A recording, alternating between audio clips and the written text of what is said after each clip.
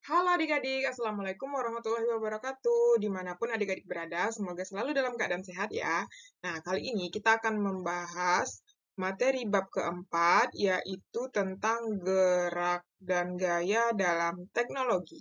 Nah, peta konsepnya di sini kita akan mempelajari yang pertama adalah gerak, kemudian nanti kita jabarkan gaya juga ya. Nah, turunan dari gerak ini nanti ada kita belajar perpindahan dan jarak, gerak relatif, kecepatan dan kelajuan, serta percepatan. Untuk gaya, nanti kita akan bahas hukum 1 Newton, 2, dan 3, serta macam-macam gaya.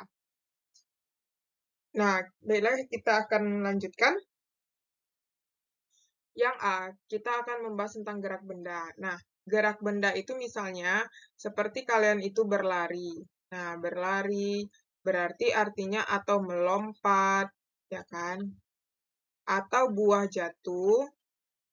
Nah, artinya ketiga gerak ini berarti dia melakukan perpindahan. Nah, ketika kita melakukan perpindahan, itulah yang dinamakan dengan gerak, di mana gerak itu adalah perubahan posisi suatu benda dari satu titik ke titik lainnya, atau bisa juga didefinisikan sebagai perpindahan atau pergeseran benda. Jadi kalau misalnya benda itu bergeser dari kondisi awal, atau seperti berlari yang awalnya kita di sini, misalnya kan, nah terus lari udah sampai depan sini. Nah, itu artinya namanya bergerak. Oke, paham ya adik-adik? Nah, kemudian yang bagian pertama kita akan membahas tentang perpindahan dan jarak tempuh. Nah, kita harus tahu ya bedanya. Nah, kalau misalnya kita bahas perpindahan, nah kita bahas dulu pertama, atau dari jarak dulu deh, jarak. Nah, jarak. Nah, misalnya kalau dari rumah ke sekolah, kalian itu kan ini posisi awal nih. Awal, ini posisi akhir kan. Nah, jarak itu adalah penjumlahan dari panjang lintasan, ya, panjang lintasan. Sedangkan kalau perpindahan itu adalah selisih jarak akhir dan awal. Nah, kita lihat contohnya ya. Nah, kalau misalnya kalian berjalan seperti ini, misalnya ini posisi A, jalan ke posisi B, kemudian kalian mundur ke posisi C. Nah, berarti misalnya ini 100 cm, ini 50 cm. Berarti yang mana yang jarak? Jarak itu adalah penjumlahan. 100 ditambah 50, berarti 150 cm. Sedangkan kalau perpindahan, nah kalian itu akhirnya di mana? Akhirnya 50 kan? 50, sedangkan berarti kan gini, kita buat rumusnya akhir kurang awal. Berarti akhir kita kan 50 dikurang 100, berarti jadinya min 50. Nah, min ini menunjukkan arah, yaitu arahnya ke kiri. Nah, jadi itu bedanya ya. Nah, kita lihat di slide selanjutnya, penjelasan lebih jauhnya. Nah, jadi adik-adik udah paham ya apa tadi di slide sebelumnya kita bahas jarak dan perpindahan. Nah, kalau perpindahan ini dia adalah memiliki nilai dan arah. Sedangkan untuk jarak dia hanya memiliki nilai atau angka saja. Berarti tadi kan misalnya negatif ke kiri panahnya kan. Kalau positif berarti ke kanan. Nah, ini terkait juga nanti dengan gaya. Nah, kita lihat contoh lainnya ya. Nah, misalnya kalau kalian itu bergerak di lapangan, misalnya satu lapangan nih, bentuknya lingkaran, saya titik A di sini. Terus nanti kalian berlari satu putaran lingkaran. Atau 1,5, misalnya di titik sini, B. Nah, berarti jarak kalian itu yang mana? Jarak kalian itu adalah misalnya 1,5 putaran. Berarti jaraknya itu adalah sama dengan 1,5 keliling lingkaran, ya kan? Berarti 1,5 dikali VD, diameter. Sedangkan perpindahan Perpindahan itu yang mana? Berarti perpindahan posisi awal kalian yang mana? Ini kan. Posisi akhir ini kan. Nah, kalian tariklah garis penghubung. Berarti perpindahan kalian itu sama dengan diameter. Panjang diameter. Oke. Nah, kita lihat contoh yang lain. Kalau gerak lurus kan udah tahu tadi kan. Kalau gerak melingkar. Nah, kalau geraknya segitiga, set. Misalnya dari sini, B, C, ya kayak gini. Misalnya dari A, B, C, D. Nah, jarak. Berarti jarak itu misalnya di sini 3, di sini 5. Berarti jarak kalian itu adalah misalnya kalian bergerak dari sini. Dari titik A ke B, B ke C. Berarti jarak itu adalah, kita jumlahin aja, yaitu 3 ditambah 5. Karena dia panjang lintasan kan, berarti 8. Sedangkan perpindahannya itu yang mana? Perpindahan itu kalian tarik garis yang awal dia bergerak mana? Sini kan? Akhirnya di sini. Nah, berarti kalian tarik garis seperti ini. Inilah yang namanya perpindahan. Berarti kan perpindahannya bentuknya garis miring. Ya kan? Nah, kalau garis miring itu berarti kita cari Pitagoras. Berarti yaitu akar 3 kuadrat tambah 5 kuadrat. Berarti akar 9 tambah 25. Yaitu akar 34. Nah, jadi perpindahannya adalah titik awal kita tarik dengan titik akhir. Begitupun yang ini tadi kan. Nah, itulah yang membedakan antara jarak dan perpindahan. Jarak itu kita jumlahkan semua, sedangkan perpindahan itu adalah titik awal dan titik akhir. Kita lanjut ya. Nah, sekarang kita akan lanjut bagian yang kedua, yaitu apakah kita semua bergerak relatif. Nah, misalnya seperti orang yang mengemudi di dalam mobil ini, melihat pohon ini seolah-olah bergerak kan. Nah, padahal kan pohonnya diam saja. Nah, atau misalnya penumpang di dalam mobil ini melihat si J ini juga bergerak. Padahal kan si J ini diam aja di tepi jalan. Nah, itu namanya gerak relatif. Atau misalnya matahari terbit. Matahari terbit itu dari timur ke barat. Nah, sebenarnya kan bukan mataharinya yang bergerak. Tapi yang bergerak itu adalah bumi. Bumi itu bergerak ya, berevolusi dan berotasi. Nah, jadi itu yang seolah-olah bergerak tapi dikatakan bergerak. Berarti seolah-olah ya, gerak relatif. Nah, atau gerak gerak relatif itu adalah gerak tergantung pengamat. Tergantung pengamat. Nah, di sini karena kita pertama kita bahas dulu gerak semu. Gerak semu itu adalah benda yang sebenarnya diam, tetapi oleh pengamat teramati bahwa benda tersebut seolah-olah bergerak. Nah, ini contohnya tadi kan. Contoh, ini juga. Nah, sedangkan gerak semu itu biasanya diakibatkan oleh keadaan pengamat yang sedang berada dalam suatu sistem yang bergerak.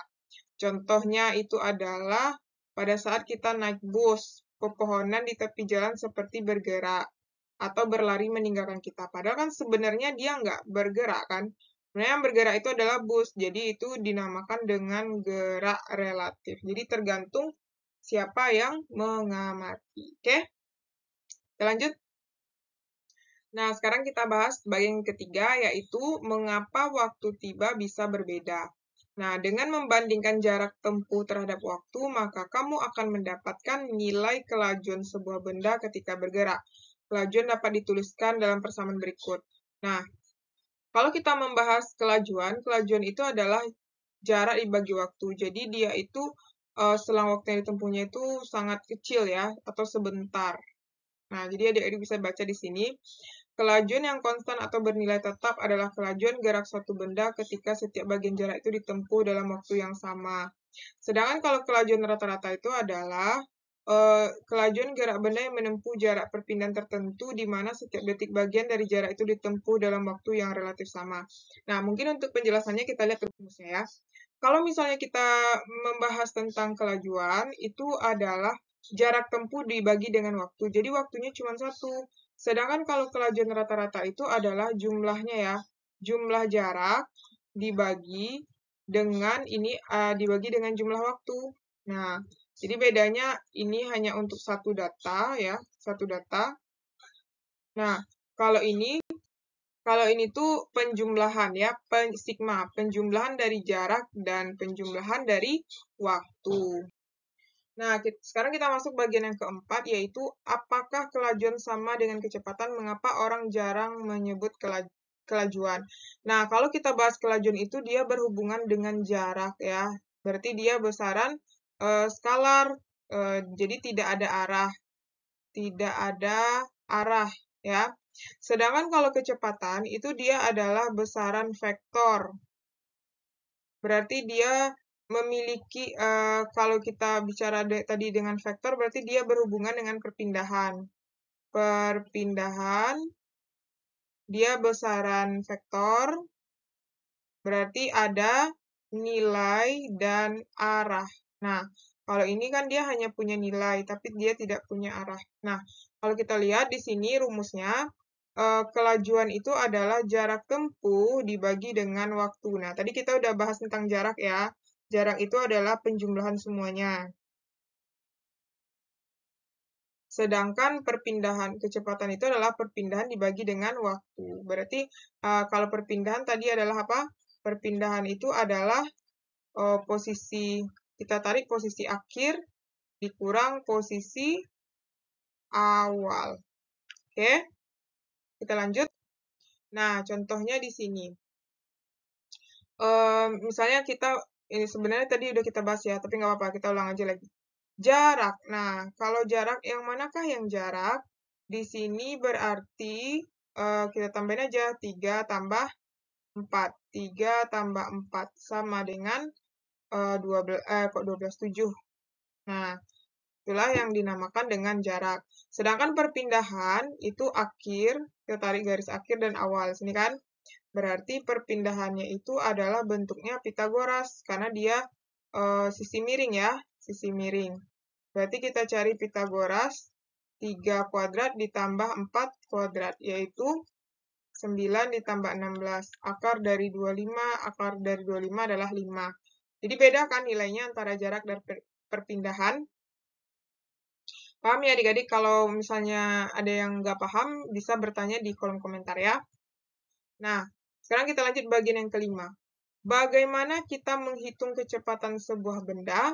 Nah, jadi kita menghitung kecepatan benda itu adalah dengan menggunakan perpindahan dibagi dengan selisih waktu, selang waktu ya.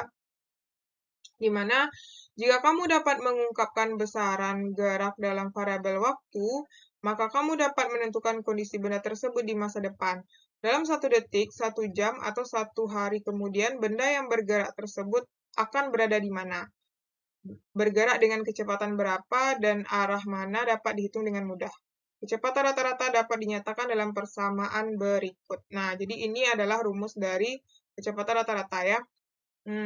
Yaitu selisih jarak tempuh dibagi dengan selang waktu, atau perpindahan dibagi dengan selisih waktu. Oke? Nah, sekarang bagian yang, kita lihat di sini fakta sainsnya ya. Nah, di sini ada mobil tercepat di dunia, di mana mobil tercepat di dunia itu adalah mobil Koenigsegg ya, Jusko Absolut yang mampu mencapai kecepatan 534 km per jam. Wah, bayangkan nih, dalam waktu sekian dia udah sampai, dalam waktu 1 jam ya, dia udah sampai 531 km. Wow. Nah, di mana nilai harganya itu adalah sekitar 41,9 miliar. Nah, mungkin adik-adik bisa nanti suatu saat membelinya dengan uang sendiri ya, di mana harganya itu 41,9 miliar. Semoga bisa beli ya. Nah, baiklah, sekarang kita lanjut bagian ke-6 lagi. Adakah faktor lain dari gerak benda selain kecepatan? Nah, jadi kalau misalnya sebuah benda bergerak dengan kecepatan, nah itu ada percepatan. Nah, pasti ada percepatan ya. Contohnya kayak kita di lampu merah. Kita pas ngegas itu artinya kita memiliki ngegas ya, ngegas. Atau misalnya dari posisi diam ke bergerak, berarti kita punya percepatan. Di mana percepatan itu adalah lambangnya adalah A ya, acceleration. Satuannya adalah meter per second kuadrat. Di mana rumusnya itu adalah A sama dengan V akhir ya, V akhir kurang V awal dibagi dengan T akhir dikurang T awal gitu. Oke. Jadi ini rumusnya, rumus dari percepatan ya. Kita lanjut. Nah, sekarang kita akan membahas ayo uji kemampuan soal nomor 1. Nah, 1. Faktor-faktor apakah yang mempengaruhi sebuah benda dapat bergerak? Nah, itu adalah yang pertama kecepatan awal. Kemudian ada percepatan. Nah, ini udah kita bahas tadi kan. Kemudian ada massa. Oke. Nomor 2. Jika sebuah benda bergerak dengan sangat cepat, apakah keuntungan dan kerugiannya? Nah, kalau keuntungannya cepat sampai ya. Nah, cepat sampai. Nah, menghemat waktu juga kan. Hemat waktu. Nah, sedangkan kalau kerugiannya yaitu mengeluarkan banyak, membutuhkan banyak energi. Ya, jadi boros bensin gitu ya. Nah, boros atau butuh banyak bensin ya. Butuh banyak BBM. Nah, oke. Sekarang kita lanjut. Buatlah grafik dari tabel 41 yang telah didapatkan dari aktivitas 42.